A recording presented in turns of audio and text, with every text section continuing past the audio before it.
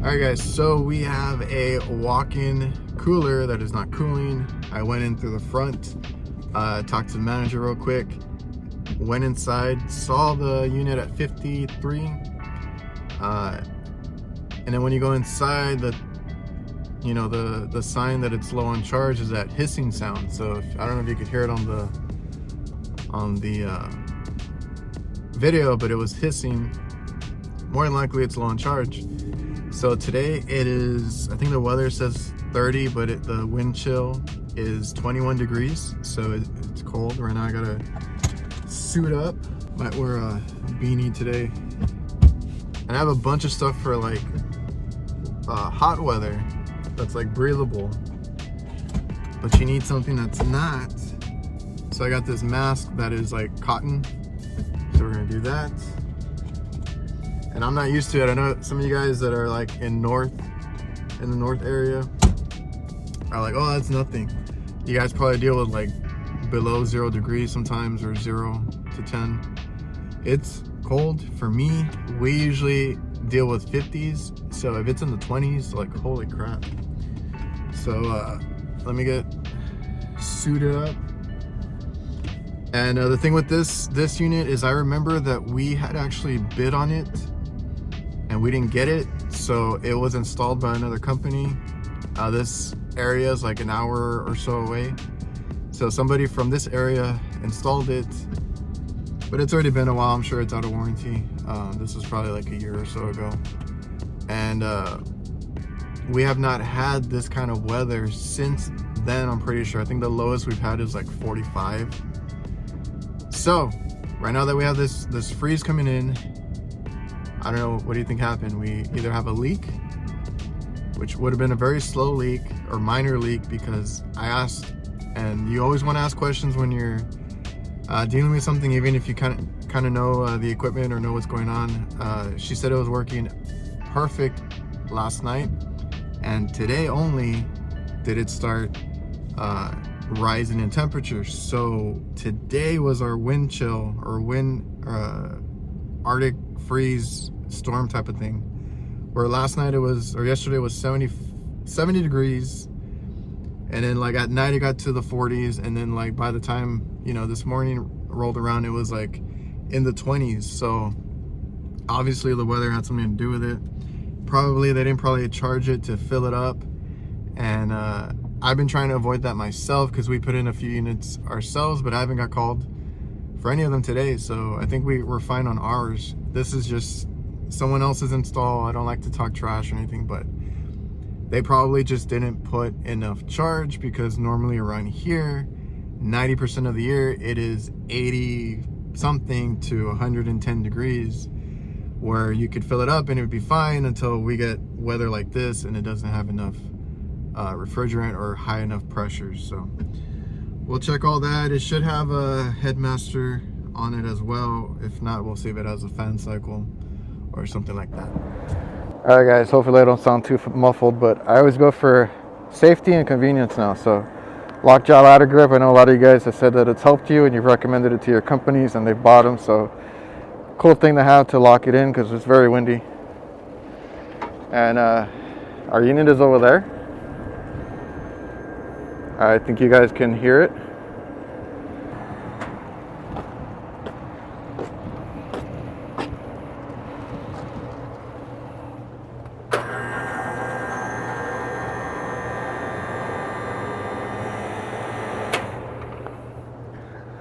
All right, so let's pop this open. This one should have a headmaster. We'll check the charge and all that. So as you can see, our unit is what we call short cycling. So basically the unit turns on, or tries to turn on. The pressures are too low because there's not enough refrigerant in the system. As you can see, this is a pretty big receiver. This receiver should be full more than halfway. So usually the safest thing is to do 3/4.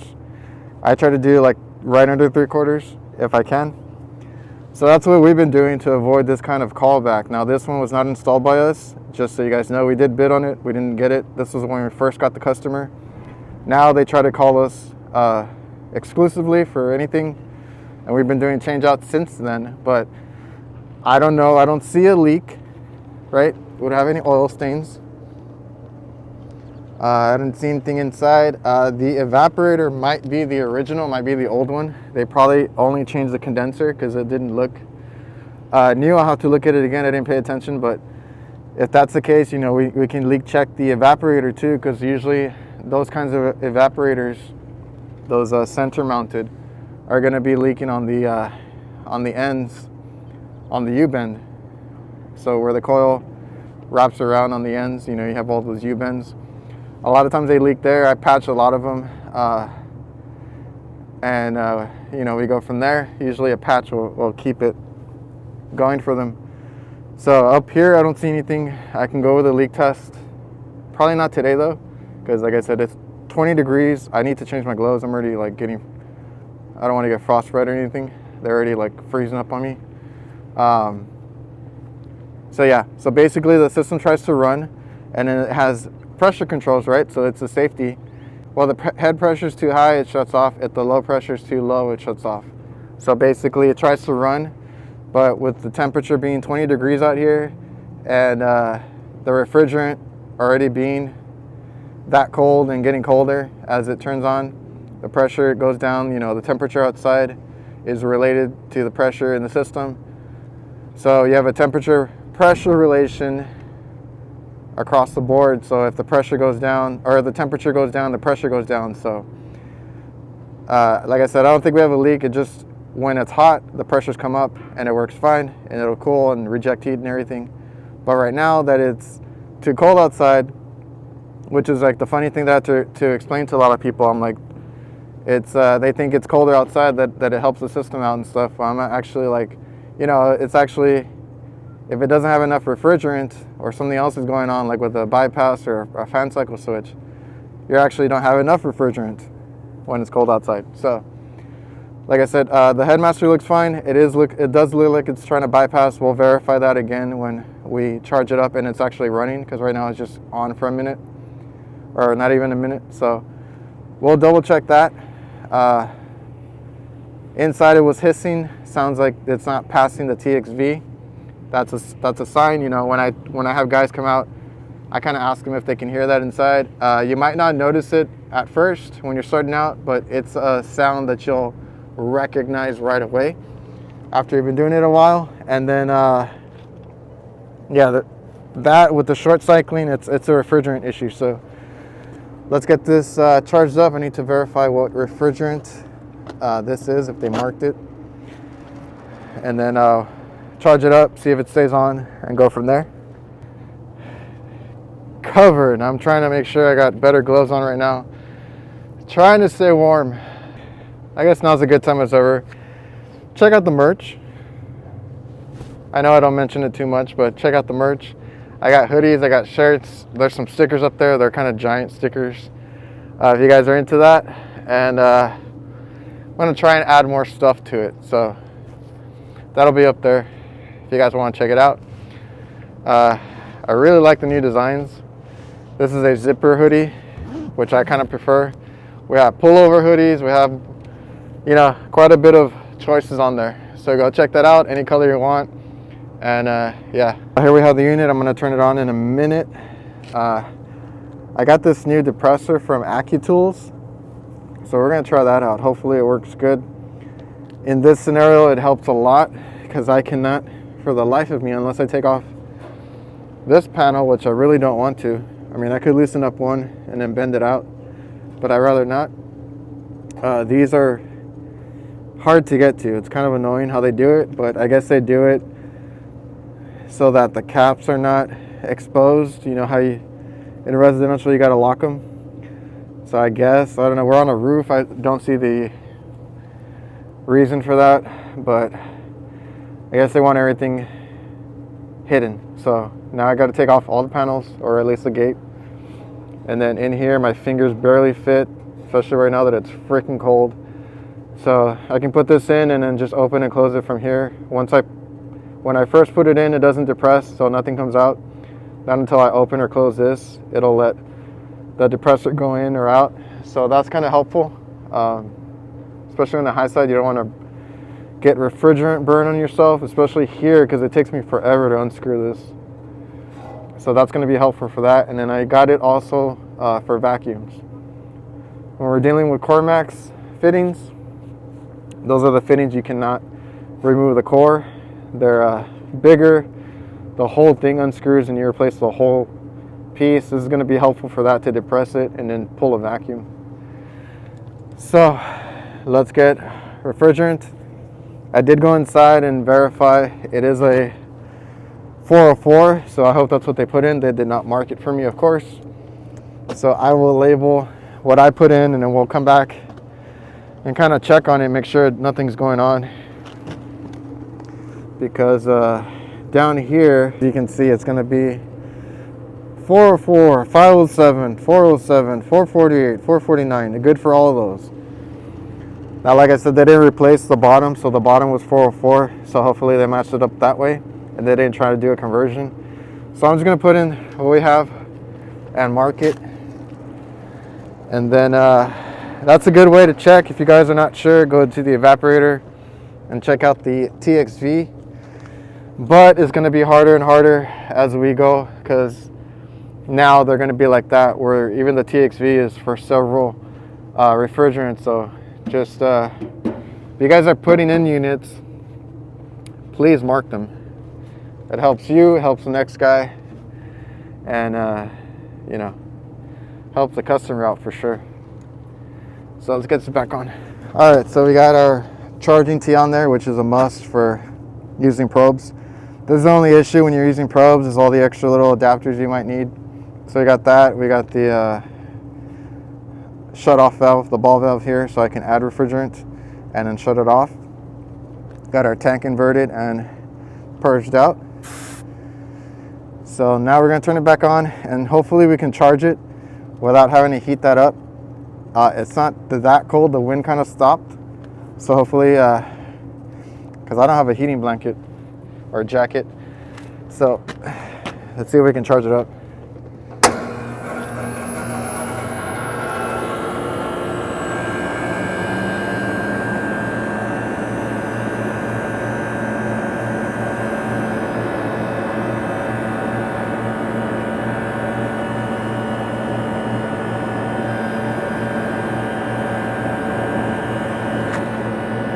I don't see any issues with it. I think it was just, you know, a mistake that the other company made. So basically that valve right there is a bypass valve, headmaster valve, whatever you want to call it. I try to simplify things as much as I can for myself, and if I'm ever training somebody. So like when I do these videos, it's like I'm training somebody. So you have a compressor and you have a discharge line, right? The discharge goes that way, and it goes to that bottom part right there. It wants to go into the condenser, and then it's going to be that valve on a normal day when it's like warm outside, it's going to be closed, so it can't go up. It's forced to go through the condenser, and then these fans are rejecting the heat. It's cooling it off. Then it comes back out through the bottom of the valve and through the receiver and then to the system, the evaporator. When it's too cold outside, the thing has a sensor on it. This is your discharge line, like I said, it's going to go through, and that's going to be open now. So that first exit that it has, it's going to go through the valve instead. So that's the first point that it can leave. So it's going to go through there essentially instead of going through the condenser. When it goes up and through the valve, it bypasses the condenser. It doesn't get cooled down. It doesn't reject heat. It keeps the heat high. And like I said, pressure and temperature are related. So if your temperature is high, your pressure is higher, and then it goes through and it doesn't trip any low safeties. It has enough pressure to go through the TXV and everything. So that's how that works. Because like right now, or if it wasn't working and it was going through the condenser and it cooled down too much, then it would be, the pressure would be way too low. But in this instance, we just did not have enough refrigerant at all to where, even though it was bypassing we still didn't have enough pressure or anything like that. So right now that I added a pound or two, it stayed on, it's working fine, and it's going through. And I'm checking it with the thermometer. You can kind of tell I have my higher quality one in the van, but I don't want to go get it. You can see that it's hot going up through the discharge and then out this way. You don't really see any heat coming from that condenser. And you want to keep an eye on your sight glass. So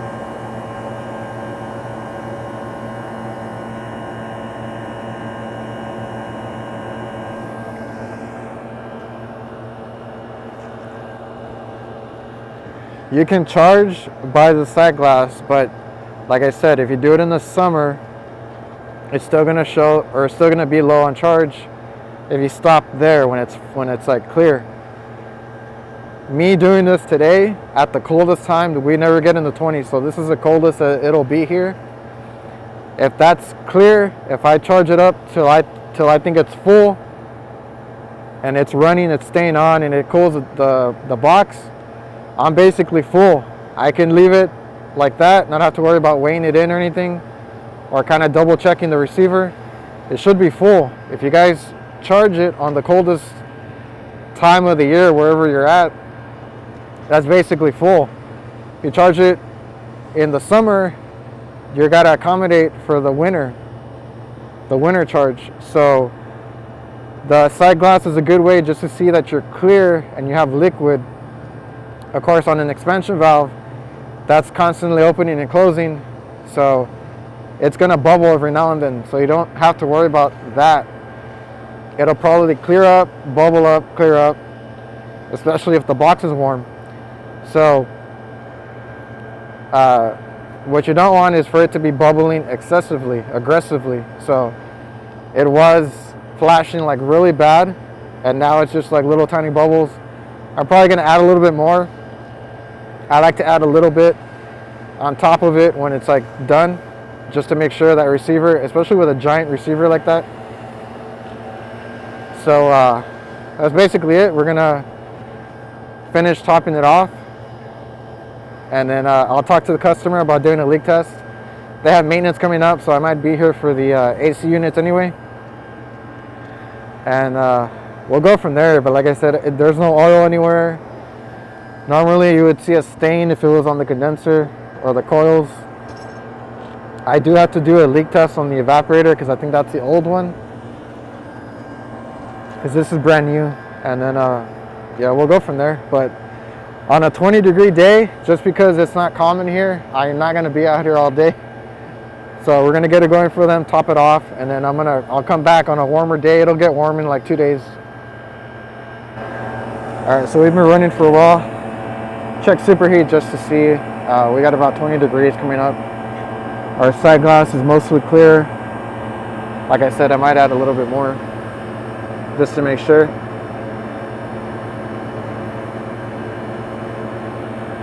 But that's it. It's been running. I'm gonna pack up and then go check the temperature inside so that we can get out of here.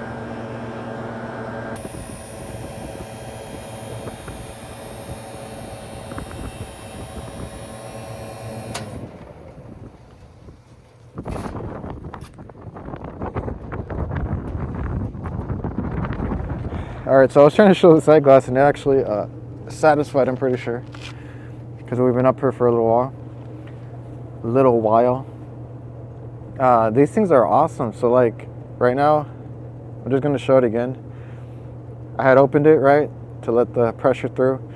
You can close it, which basically takes the pressure away from the Schrader, and then like you don't have any issue with that blowback. So no more losing refrigerant. This is like the ultimate low loss. Now I tried one. I might buy a few more. This is the AccuTools one. I got it off of TrueTech. So hopefully it doesn't break on me. I've seen some people with other brands that break. You know, the top breaks off or something. This one seems built fairly well. I don't see like an issue with it. So as long as it works, I'm gonna start buying a whole bunch of these. As long as they fit, right? So like if these sometimes are next to each other and you gotta fit it in between the line, and that kind of sucks. But I don't know, I'm gonna carry a couple of these now. So I'll make sure there's no leaks or anything, and we'll cap them off right now. I'll put everything back on.